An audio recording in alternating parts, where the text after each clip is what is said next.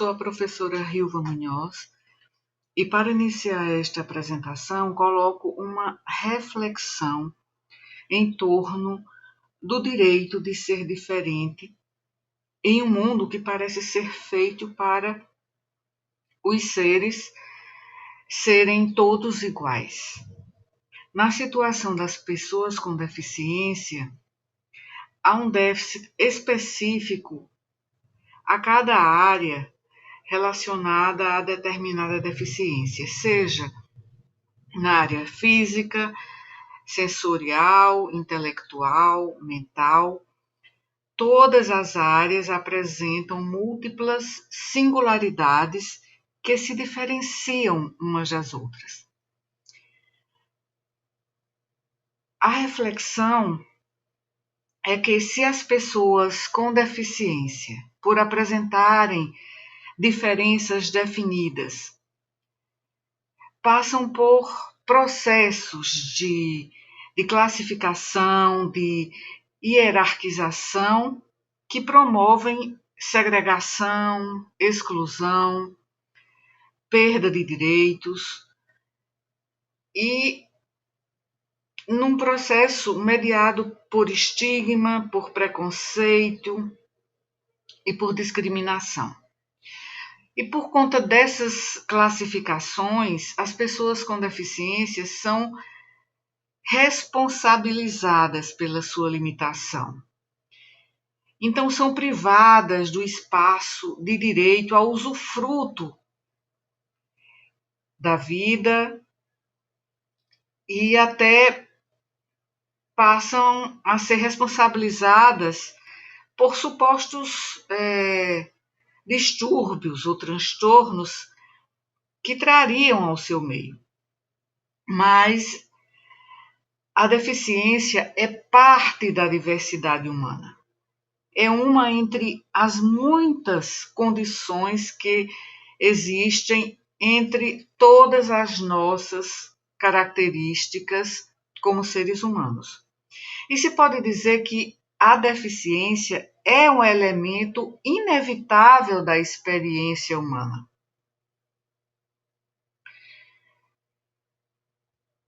Cada um de nós, em algum momento, vai apresentar uma limitação transitória, geralmente, ou permanente, mesmo que seja no momento da nossa senectude.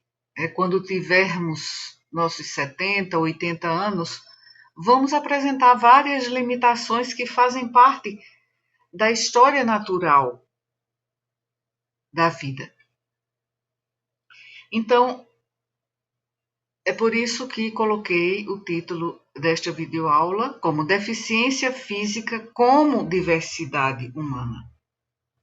E a discussão sobre diversidade e diferenças na sociedade vem se tornando uma tendência cada vez maior em virtude da sua relevância, em virtude da sua imprescindibilidade e motivada internacionalmente, por documentos que apontam para a importância do princípio de educação para todos e todas e saúde também para todos nós.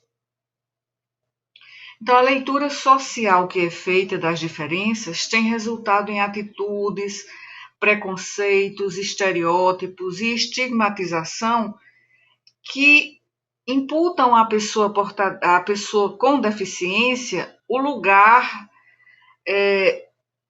de um cidadão subvalorizado na sociedade. Então, pessoas com deficiências motoras, intelectuais, visuais ou auditivas formam o maior grupo social minoritário do mundo, segundo a própria Organização Mundial da Saúde em seu relatório sobre deficiência, publicado em 2011.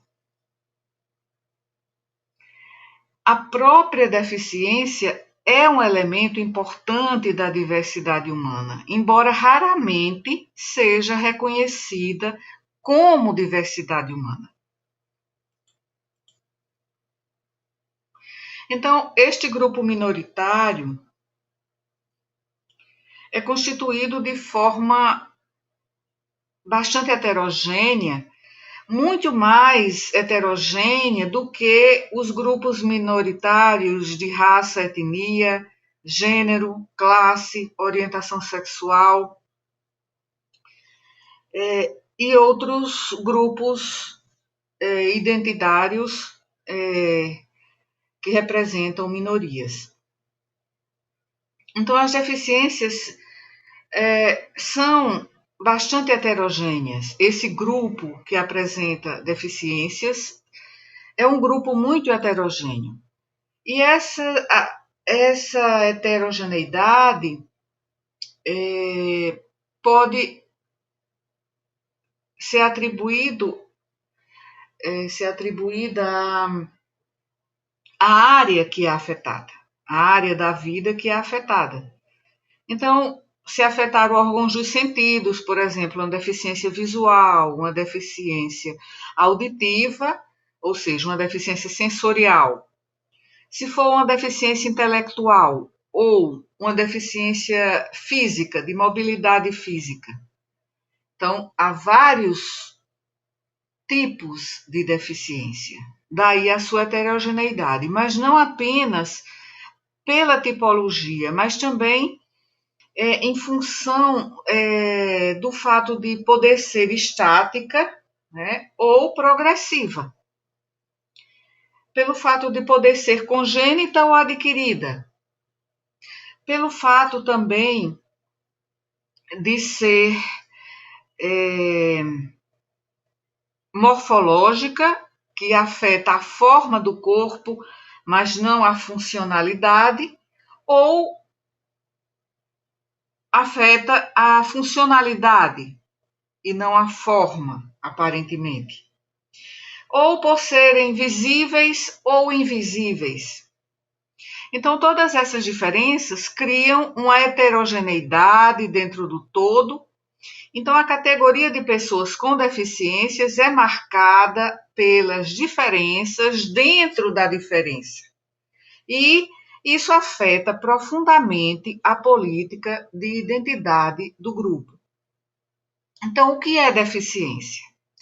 De uma forma geral, se formos pensar numa definição de dicionário, poderíamos dizer que deficiência significa qualquer grau de incapacidade física, mas também uma condição de deficiência intelectual ou uma deficiência no desenvolvimento, uma dificuldade de aprendizagem ou uma disfunção sensorial em um ou mais dos processos envolvidos na compreensão ou no uso de símbolos ou na linguagem falada, ou um transtorno mental, uma doença, uma malformação com desfiguração causada por uma lesão corporal, qualquer grau de paralisia ou de paresia, uma amputação, um transtorno na coordenação motora, cegueira ou amaurose, ou a redução da acuidade visual, surdez ou redução da acuidade auditiva, transtornos da fala e da linguagem, ou uma dependência física de uma tecnologia assistida por exemplo, uma cadeira de rodas ou de um outro aparelho ou dispositivo assistivo ou corretivo. Então, a deficiência inclui limitações de diferentes gravidades, que são visíveis ou não visíveis, e são deficiências também cujos efeitos podem ser transitórios, podem ir e vir, ou também podem ser permanentes. Por exemplo, uma pessoa com osteoartrose tem uma deficiência que com o tempo pode aumentar em sua gravidade. Uma pessoa com lesão cerebral tem uma deficiência que muitas vezes não é visível, mas funcionalmente pode levar a limitações cognitivas, limitações de coordenação, equilíbrio, limitações na fala e na linguagem. Uma pessoa com esclerose múltipla, por exemplo, que é uma doença neurodegenerativa, progressiva, tem uma deficiência que faz com que ela sofra períodos em que a condição pode até não afetar a sua vida diária, e há períodos, que seriam períodos de remissão e outros períodos de atividade em que a pessoa apresenta limitações. Assim, a deficiência pode ser classificada em vários agrupamentos, e daí porque falamos da heterogeneidade e da diferença dentro das diferenças dentro da diferença. Nesta apresentação de hoje, eu vou considerar a deficiência física ou motora.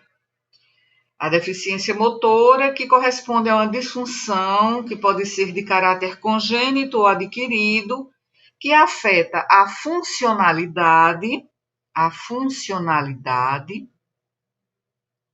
em aspectos de mobilidade física, né, de locomoção, ou de coordenação motora. Pode ser transitória ou definitiva, pode ser decorrência de problemas neurológicos, problemas musculares ou outros problemas musculoesqueléticos. E muitas vezes comprometimentos decorrentes de amputações maiores ou menores e que levam a plegias, né, em um ou mais segmentos corporais. Então, essa definição é uma definição abrangente e que faz com que a gente sempre pense na deficiência como um grupo altamente heterogêneo na diversidade humana, e o grupo em que há um contingente muito grande de pessoas. Né? Então, por isso, me referi ao grupo de pessoas com deficiências como ao grupo minoritário que tem um maior contingente de pessoas.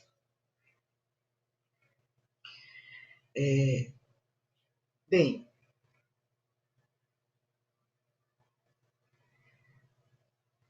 aqui é uma definição que está associada ao novo conceito, ao novo, né? Novo, me refiro à década de 90, meados da década de 90 para o final da década de 90,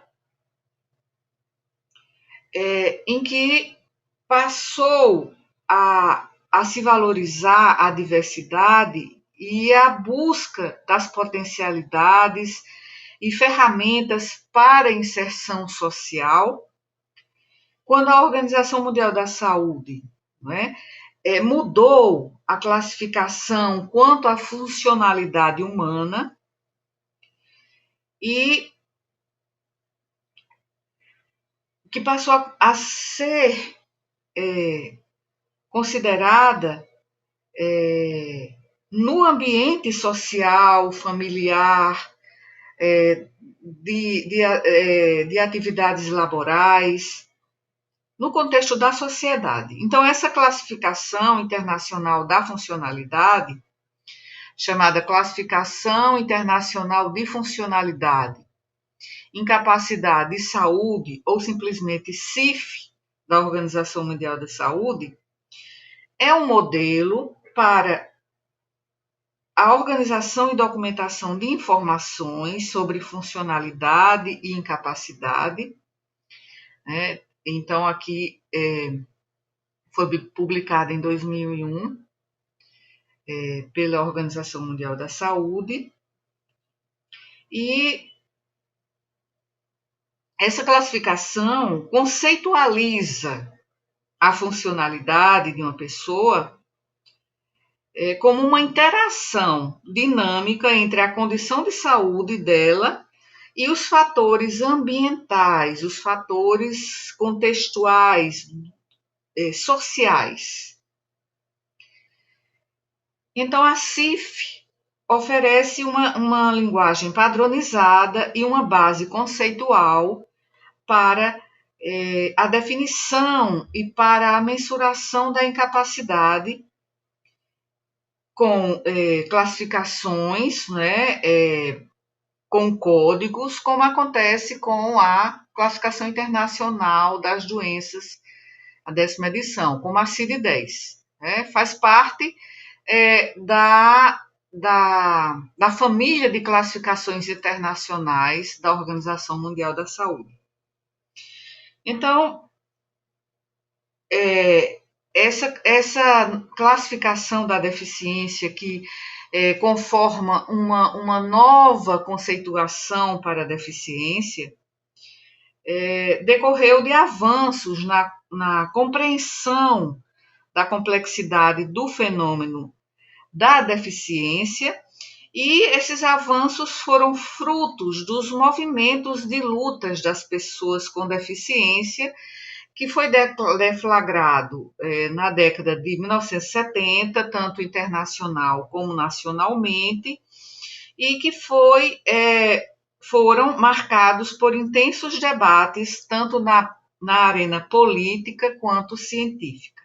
Então, o modelo social passou a orientar filosoficamente a definição de deficiência no âmbito da saúde e no âmbito da Organização das Nações Unidas. E no âmbito da ONU, esse modelo social da deficiência foi que orientou filosoficamente a Convenção Internacional sobre os Direitos da Pessoa com Deficiência, a CDPD, da qual o Brasil é signatário, e que foi promulgada aqui no Brasil com status de emenda constitucional em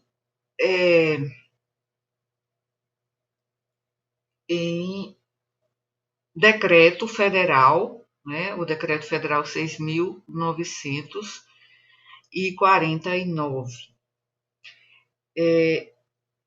E essa convenção, né, já foi discutida aqui em um vídeo publicado neste canal, sobre justamente a importância da CDPD, a importância da Convenção Internacional sobre os Direitos da Pessoa com Deficiência.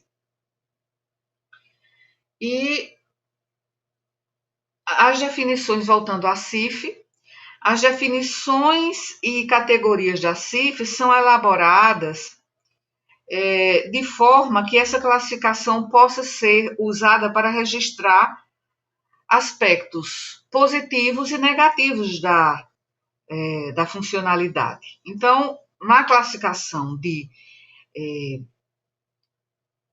funcionalidade e de incapacidade, não há uma distinção explícita, né, nem implícita, entre as diferentes condições de saúde.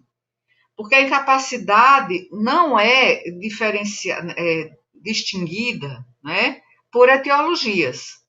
Então, usar a CIF, junto com a Classificação Internacional das Doenças, a CID-10, possibilita fornecer uma imagem completa da saúde, mas não só da saúde, mas também da funcionalidade. E enquanto a CID-10 oferece um modelo etiológico das condições de saúde, como doenças, como transtornos ou lesões, a CIF classifica a funcionalidade e a incapacidade. Então, a CIF e a CID-10 são complementares. E recomenda-se que os profissionais da saúde usem as duas classificações em conjunto quando há deficiência na avaliação integral do usuário do serviço de saúde. Porque se usarmos apenas a CID-10 em pessoas com deficiência, não vamos ter as informações necessárias e suficientes para fins de planejamento e gestão do cuidado em saúde. Portanto, o uso da CIF com a CID-10 possibilita coletar dados fornecendo uma imagem completa da saúde e da funcionalidade de forma consistente e também que garante uma comparabilidade, uma equivalência internacionalmente. Porque esse critério atual da Organização Mundial da Saúde esclarece que nós não podemos, por exemplo, inferir a participação na vida do dia a dia da pessoa apenas com base no diagnóstico médico.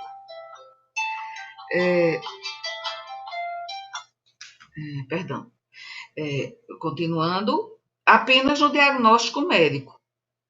Então, a CIF é neutra, no sentido de etiologia, então não segue o modelo biomédico tradicional. Se uma pessoa não puder andar ou ir para o trabalho, por exemplo, isso pode estar relacionado a qualquer uma de várias condições de saúde distintas. Então, ao mudar o foco da condição de saúde para a de funcionalidade, a CIF coloca todas as condições de saúde em posição de igualdade e permite que elas sejam comparadas em termos da sua funcionalidade relacionada, através de um modelo comum. Por exemplo, a pessoa com osteoartrite ou a osteoartrose, que é um problema, um agravo à saúde de alta prevalência, é uma condição de saúde que gera incapacidade, principalmente em pessoas acima de determinada idade, geralmente acima de 50, 60 anos, podendo ser mais precoce, dependendo das condições de vida e de saúde geral. Então, essa condição ela pode levar a diferentes graus de funcionalidade comprometida, ou seja, dizendo melhor, a diferentes graus de comprometimento da funcionalidade. Se a gente for comparar condições como autismo, demência, síndrome de Down e paralisia cerebral, essas condições são classificadas em um grau de uma magnitude muito maior de incapacidade do que uma pessoa com osteoartrite. Então, é preciso que se considere aí a questão da funcionalidade. Então, uma vez colocada, que a definição de deficiência é vista hoje no âmbito da Classificação Internacional de Funcionalidade, Incapacidade e Saúde, que tem o acrônimo de CIF em inglês, e essa classificação ela se consolidou, quando a gente vai desenvolver o conceito relacionado às questões da deficiência e da incapacidade, né, já que, como eu já antecipei, sai de uma classificação de consequência de doença, simplesmente, né, como era antes. Antes, né, da CIF, havia uma outra classificação, que era a classificação vigente na década de 80, na Organização Mundial da Saúde, que era a classificação internacional das deficiências, incapacidades e desvantagens. Então, muitas críticas foram dirigidas a essa classificação anterior.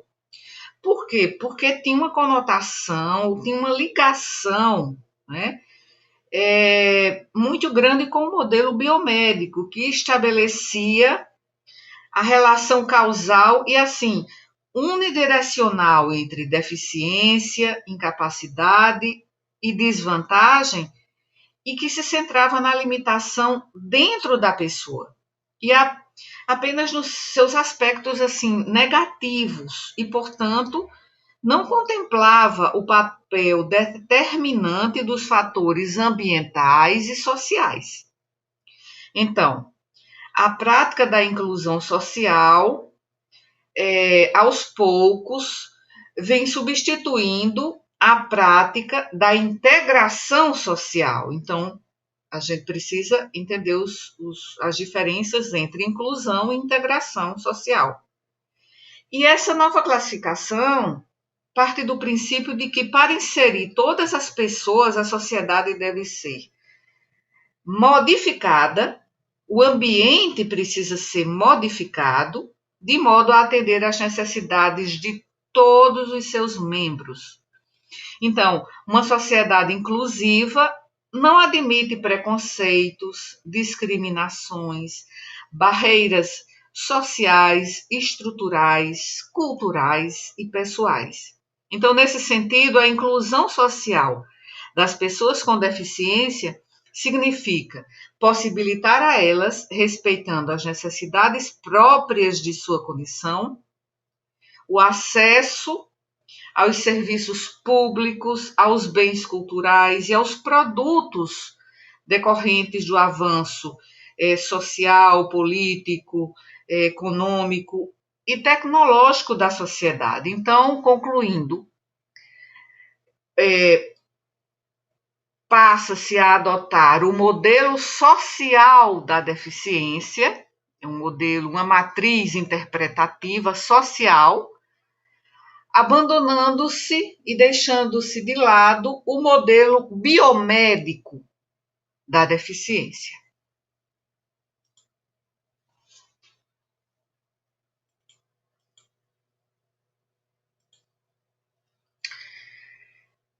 E é preciso salientar, já que falamos em inclusão e integração, é preciso lembrar desses paradigmas ou modelos, esses padrões, que são os padrões relacionados à pessoa com deficiência no contexto social. Assim,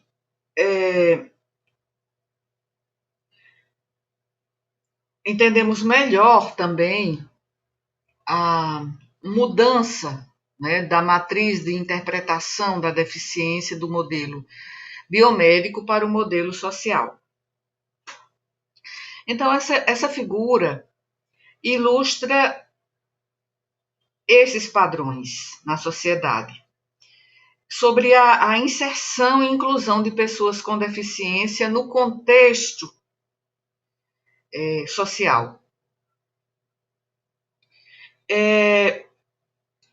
Em diferentes situações, vemos que a alternância dos posicionamentos, né? Desde o segregacionista até o integracionista, o excludente e o inclusivo. No contexto da palavra inclusão, estão contidos ideais de igualdade, fraternidade, direitos humanos e democracia, num caminho que busca acabar com a inclusão social, na busca pela justiça social e valorização da diversidade humana. Então, dessa maneira, a inclusão não é restrita às pessoas com deficiência, mas sim a todas as pessoas que convivem em sociedade. E atualmente, mesmo com a evolução das leis, os documentos internacionais e nacionais, as políticas públicas que foram criadas e promulgadas, estamos longe da inclusão completa no ambiente social, educacional, de saúde, mas por meio da participação da sociedade, dos profissionais da saúde, familiares, professores, envolvidos na construção de uma sociedade democrática, justa e de respeito ao outro, nós poderemos, em breve, no futuro, quiçá brevemente, visualizar a real inclusão. Bom, partindo aqui do padrão de exclusão, aqui os grupos minorizados, por exemplo, por conta de sua raça, etnia, cor, gênero, deficiência ou qualquer outra condição tida como diferente, esses grupos são excluídos. Então, historicamente, classes sociais simplesmente ignoravam, rejeitavam, perseguiam, oprimiam e até exploravam essas pessoas. Então, essa exclusão ocorre quando o acesso às instituições, aos direitos, à vida, de uma forma geral, é negada na sociedade. E, por isso, as minorias não têm possibilidade de usufruir dos direitos humanos.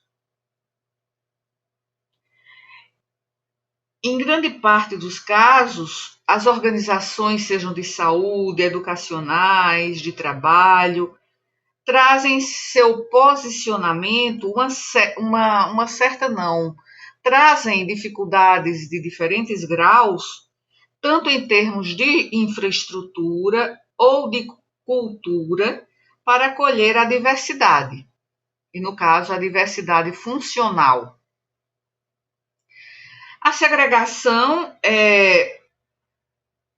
faz com que as pessoas sejam distanciadas da sociedade.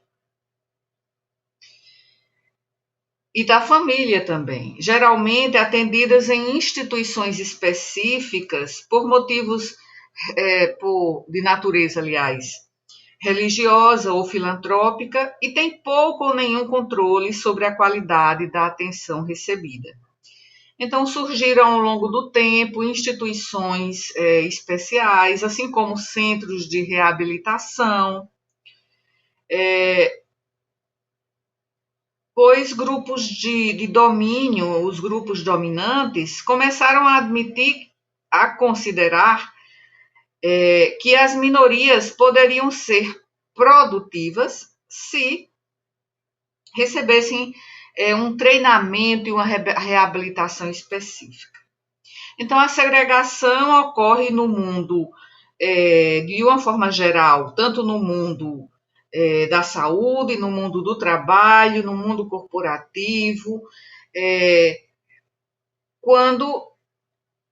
no mundo educacional, quando alguns colaboradores trabalham em ambientes separados ou simplesmente não possuem o mesmo acesso, nem os mesmos direitos que os demais membros da organização, seja ela qual for. E essa separação também fica nítida quando as pessoas diversas não são promovidas, não progridem, ou mesmo não são contratadas, ou mesmo não são tratadas com a devida dignidade, no caso dos serviços de saúde, com a qualidade do cuidado necessária, deixando evidente, né, essa segregação. A integração, que eu comentei quando apresentava o slide anterior, não é, que é a diferença entre inclusão e integração. A integração é quando a pessoa com deficiência começa a ter acesso à assistência regular, mas desde que se adapte e não cause nenhum transtorno ao contexto da instituição de saúde, ou instituição escolar, ou instituição corporativa de trabalho. Então, aí há uma integração, né? Times diversos estão ali integrados, mas essa pessoa com deficiência é que tem que se adaptar ao ambiente, e não o contrário. Muitas pessoas chamam isso erroneamente de inclusão, mas a menos que a pessoa receba todo o apoio de que precisa para que tenha acessibilidade, isso é apenas integração, não é inclusão. Então, ao abraçar as diferenças, é importante repensar não só o processo de gestão do cuidado às pessoas, como também os sistemas estruturais que podem impedir o acesso das pessoas às instituições, aos serviços de saúde e às instituições de uma forma geral. E aí, o que é inclusão, então? Então, com o avanço da sociedade, a luta pela inclusão social, que tem acontecido principalmente desde a década de 1970, e pelo respeito crescente à diversidade humana, e no caso que estamos tratando aqui, da diversidade funcional, vai se fortalecendo, vai crescendo em todo o mundo. Então, a busca por um mundo que possa atender a todos, sem rótulos, sem estereótipos, sem estigmas e sem classificações discriminatórias, torna-se cada vez e cada dia maior. Então, o princípio fundamental da inclusão é que todos que sejam atendidas naquela instituição, ela possa, independentemente das suas limitações e das diferenças que elas apresentem, elas tenham o mesmo acesso. Então, considerando o serviço de saúde, que ela tenha a acessibilidade integral aos serviços de saúde, como uma pessoa que não tem deficiência. Então, que ela exerça todos os seus direitos fundamentais.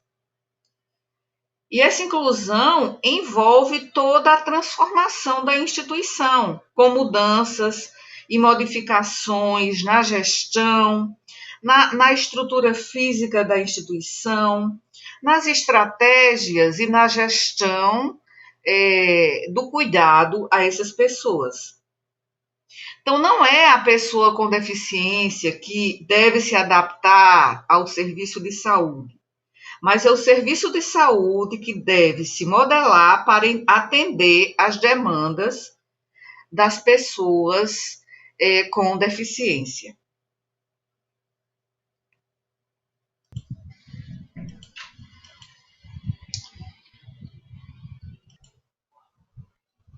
Novamente, aqui a CIF, né, que já mencionei antes, e que pertenci, digamos, à família, né, entre aspas, das classificações internacionais desenvolvidas pela Organização Mundial da Saúde para aplicação em vários aspectos da saúde. E o objetivo geral da classificação é proporcionar uma linguagem unificada e padronizada e uma estrutura que descreva a saúde e os estados relacionados, ou seja, a funcionalidade relacionada à saúde. Então, a CIF possui domínios considerados como domínios da saúde e domínios relacionados à saúde. E esses domínios, eles são descritos com base na perspectiva do corpo, do indivíduo e na perspectiva também da sociedade. E cada um com 2 componentes. Então, um é a funcionalidade e a incapacidade, que é composta por 2 elementos. Na verdade, 2 domínios. Funções do corpo, funções de estruturas, funções do corpo e estruturas do corpo. E atividades e participação. E a segunda parte são os fatores contextuais, que é composta por fatores ambientais e fatores pessoais. E a CIF oferece ainda a possibilidade de descrever o processo de funcionalidade e incapacidade. E esse diagrama aqui, que está no manual da CIF em português,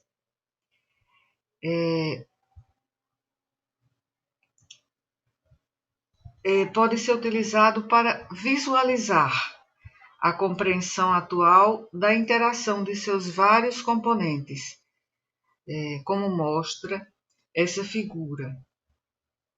Então, as atividades, ou seja, as atividades que o paciente não pode realizar, a limitação da sua atividade e que está relacionada à condição de saúde, à própria deficiência em relação às estruturas e funções do corpo e a sua participação, ou seja, a restrição da participação. É condicionado pelos fatores desta segunda parte, que são os fatores contextuais.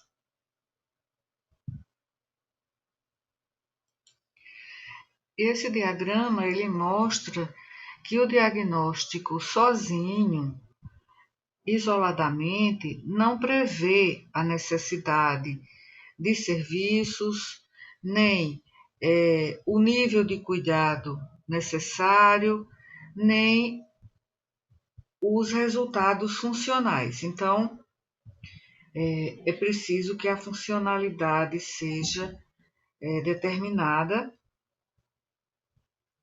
e por isso que essa classificação é tão importante na atenção e gestão do usuário do serviço de saúde que tem deficiência. E como a funcionalidade é definida aqui como um termo assim, bem genérico para as funções e estruturas do corpo, que aqui está representado no diagrama. E também as atividades e a participação. E corresponde aos aspectos positivos da interação entre o indivíduo com uma determinada condição de saúde e os seus fatores contextuais. Já a incapacidade, que em inglês é disability, é também um termo genérico para deficiências, limitações da atividade e restrições de participação.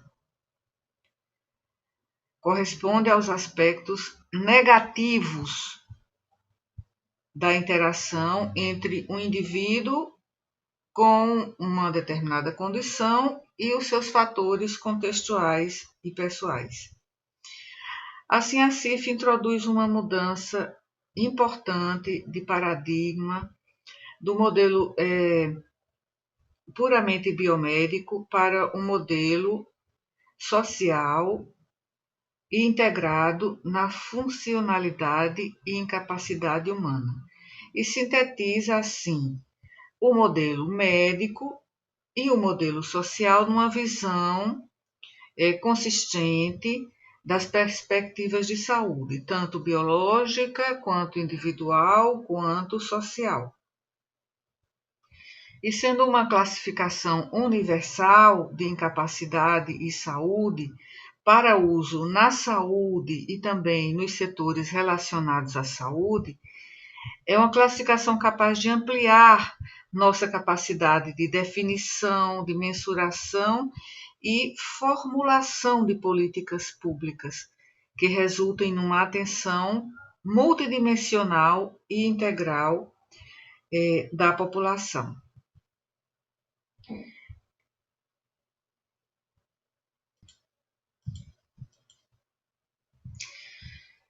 É preciso mencionar a terminologia inclusiva para pessoas com deficiência.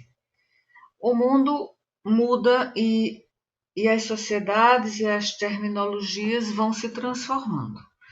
Então, a partir de 2009, a terminologia pessoa com deficiência, que é abreviado dessa forma, PCD, foi promulgada pela Convenção Internacional sobre os Direitos da Pessoa com Deficiência da ONU, a CDPD.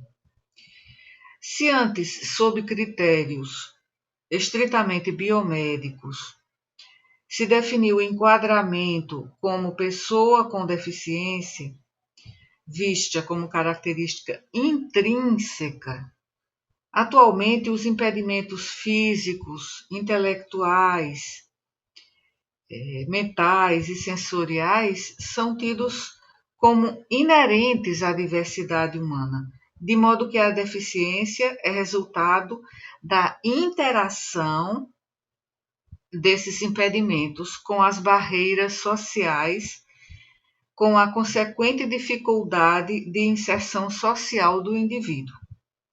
Ou seja, o fator biomédico é um dos elementos do conceito de deficiência, que é a limitação, é a incapacidade, que em interação com as barreiras presentes na sociedade passa a gerar a obstrução ao pleno convívio e usufruto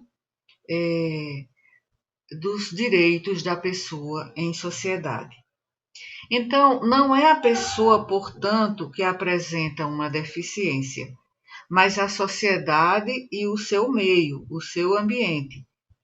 Assim, é necessária a atuação conjunta e articulada dos atores sociais, destacando-se o importante papel do Ministério Público também para a promoção de mecanismos de eliminação das barreiras existentes para a inclusão dessas pessoas. Então, há sempre uma necessidade de investimento em acessibilidade por meio de projetos adaptados, de tecnologia assistida, de comunicação alternativa e outros mecanismos para que as pessoas com deficiência disponham de meios adequados para a interação e a participação em igualdade de condições com as pessoas que não têm deficiência.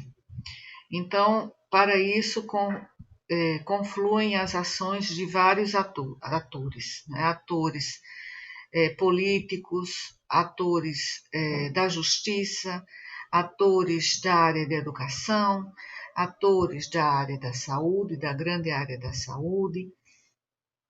Enfim, a necessidade, a demanda da participação de todos para que haja inclusão das pessoas com deficiência. E a terminologia inclusiva é uma das questões importantes na inclusão dessas pessoas. Então, por exemplo, hoje se usa esse termo pessoas com deficiência e esses outros termos como deficiente, esta pessoa é deficiente, ou então esta pessoa é excepcional, esta criança é excepcional, ou então se referir às pessoas com deficiência como pessoas com necessidades especiais, como uma expressão que denota um certo eufemismo, ou então pessoas portadoras de deficiência. Esse portadoras, ele não tem sentido, né? Porque a pessoa não porta a deficiência. Ou então pessoas portadoras de necessidades especiais. Então, esses termos aqui são inadequados atualmente. Então, não usar esses termos porque são inadequados no universo da inclusão. Pessoa portadora de deficiência, pessoa portadora de necessidades especiais são termos que não devem ser usados. O termo correto é pessoa ou pessoas com deficiência, abreviado como PCD. Então, portadores é um termo que costumamos ouvir frequentemente ainda, porque esse termo faz referência a algo que se porta, como algo temporário, quando a deficiência geralmente é algo permanente. Além disso, a expressão portador de deficiência pode se tornar um estigma por meio do qual a deficiência passa a ser a característica principal da pessoa em detrimento de sua condição humana, o que não é compatível com o modelo inclusivo que visa a promoção da igualdade e a não discriminação. E também o termo deficiente é um termo que ressalta apenas uma das características que compõe o indivíduo, ao contrário da expressão pessoa com deficiência, que mostra mais humanização ao ressaltar a pessoa à frente de sua deficiência e valorizando a pessoa independentemente de suas condições físicas, sensoriais ou intelectuais. Então, diante desses esclarecimentos, eu destaco a necessidade de um esforço coletivo no sentido de empregar a terminologia correta e adequada ao novo modelo inclusivo, porque não fazer isso significa dar margem à perpetuação da exclusão e também à estigmatização dessas pessoas. E antes de mais nada,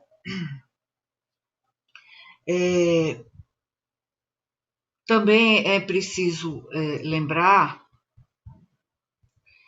que quando a gente fala em pessoas excepcionais, esse foi um termo muito utilizado também. Pessoas excepcionais é outra forma muito eufemística de se referir às pessoas com deficiência, né?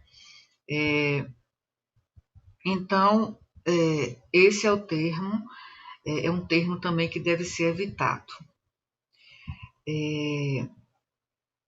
É importante também ressaltar ou reforçar que a melhor regra de convivência ainda é a de respeitar a identidade do outro e, se a situação permitir, perguntar à própria pessoa como ela gostaria de ser chamada, uma vez que, em alguns casos, como no caso das pessoas surdas, por exemplo, existe um contexto sociocultural em que há quem prefira ser chamado de surdo e também quem opte por ser chamado de pessoa com deficiência auditiva. Então, é o que consta também na Lei Brasileira de Inclusão da Pessoa com Deficiência, ou Estatuto da Pessoa com Deficiência de 2015. E essa questão da nomenclatura ganhou mais visibilidade no período da Segunda Guerra Mundial, porque muitos soldados voltaram dos combates com dificuldades ou impossibilidade de locomoção relacionados aos ferimentos de guerra. O termo utilizado na época era de incapacitado e tinha relação com essa conjuntura e trazia consigo a conotação de indivíduos que perderam sua capacidade. E foi nessa época que um grupo de veteranos da Segunda Guerra com deficiência iniciaram um movimento pró-ambientes sem barreiras, que culminou com o surgimento das primeiras normas norte-americanas de acessibilidade em edifícios. E esse movimento, que começou nos Estados Unidos, acabou chegando no Brasil na década de 1960 e culminou com a criação da Emenda Constitucional número 1 de 1969, que definiu o uso da palavra deficiente, e posteriormente a Emenda Constitucional número 12 de 1978 surgiu com o intuito de oferecer medidas mais contundentes de promoção da igualdade, como proibição de discriminação e garantia de acesso a espaços públicos. E uma década mais tarde, a Constituição Brasileira de 1988 modificou o termo deficiente para pessoa portadora de deficiência, que agora, posteriormente, foi convertido no termo mais adequado, pessoa com deficiência.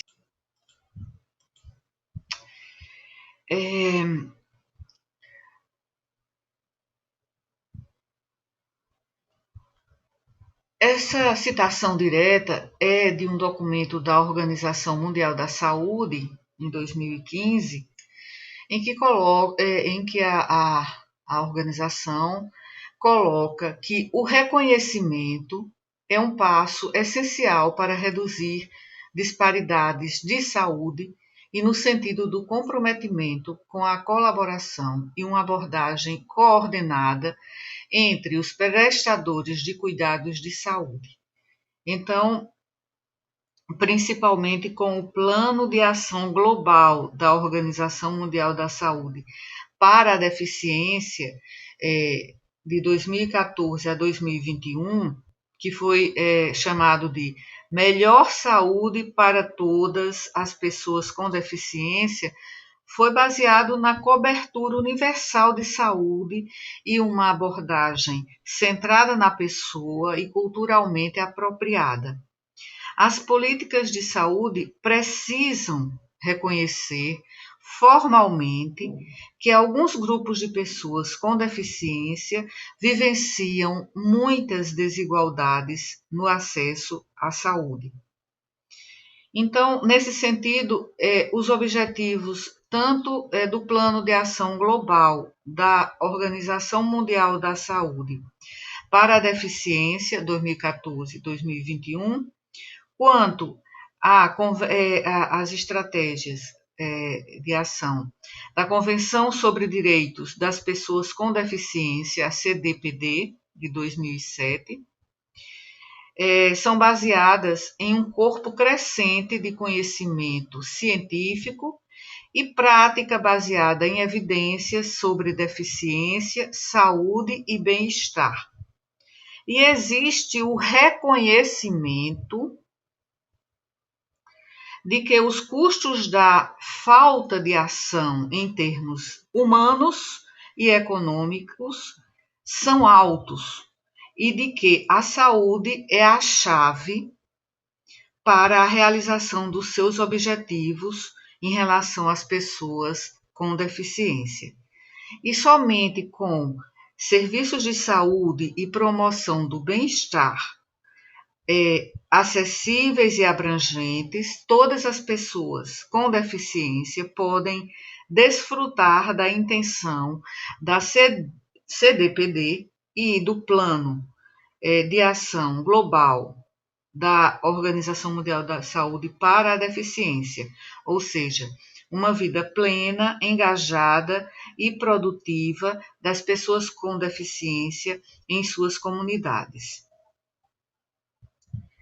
No Brasil, o processo de modernização e de globalização tem feito surgir, ou surgir talvez não seja a palavra, tem feito piorar fenômenos de exclusão e marginalização de inúmeros segmentos sociais da população. E diante dessa realidade brasileira, são inúmeros os desafios para traçar estratégias para a promoção dos direitos de pessoas com deficiência. Então, atualmente, apesar de ser um requisito legal nos termos da Lei Brasileira de Inclusão da Pessoa com Deficiência, ou Estatuto da Pessoa com Deficiência, de 2015, o fornecimento de ajustes razoáveis não é consistente ainda, pois sua implementação geralmente depende do conhecimento de cada equipe de saúde e de sua flexibilidade e competência cultural em termos de prestação de cuidados. Já que estamos já dirigindo nosso foco para a área da saúde.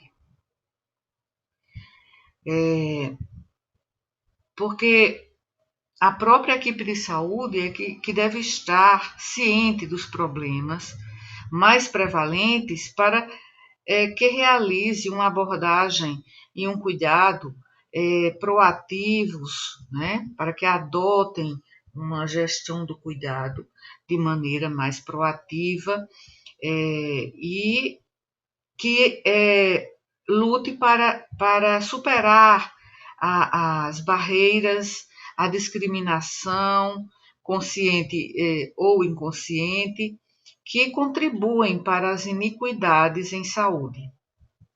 E, às vezes, o estigma e a discriminação, no contexto da exclusão, são a principal barreira à participação plena e igualitária de pessoas com deficiência em todos os setores da vida e especialmente no setor da saúde que estamos enfocando aqui. Então, como afirmou Herbert de Souza, o Betinho, entre aspas, ele disse: uma onda de solidariedade se espalha pela sociedade. A cidadania desperta, se manifesta, atua, cria, muda realidades, sacode velhas poeiras da indiferença, da injustiça, da exclusão. Então, ele pronunciou essa citação em 1994, e nesse sentido, há ainda muito que mudar na prática de saúde em relação às pessoas com deficiência no contexto da saúde. E isso representa um grande desafio de todos, no sentido de propiciar uma equiparação de oportunidades para as pessoas, e não apenas para uma parte pequena da população. Então, a luta para garantir espaços de igualdade para os cidadãos significa uma luta política, porque estar em sociedade representa ter deveres e direitos que precisam ser respeitados no planejamento das políticas públicas. E, nesse sentido, a falta de conscientização dos profissionais de saúde sobre questões de saúde específicas para pessoas com deficiência física resulta em uma redução da qualidade do atendimento. E é a falta de treinamento ou de capacitação ou de educação permanente, essa falta de educação do profissional da saúde, e também do pessoal de apoio nos serviços de saúde, juntamente com a inacessibilidade das instalações e dos edifícios dos serviços de saúde, que são fatores que influenciam significativamente a atenção às pessoas com deficiência no sistema de saúde.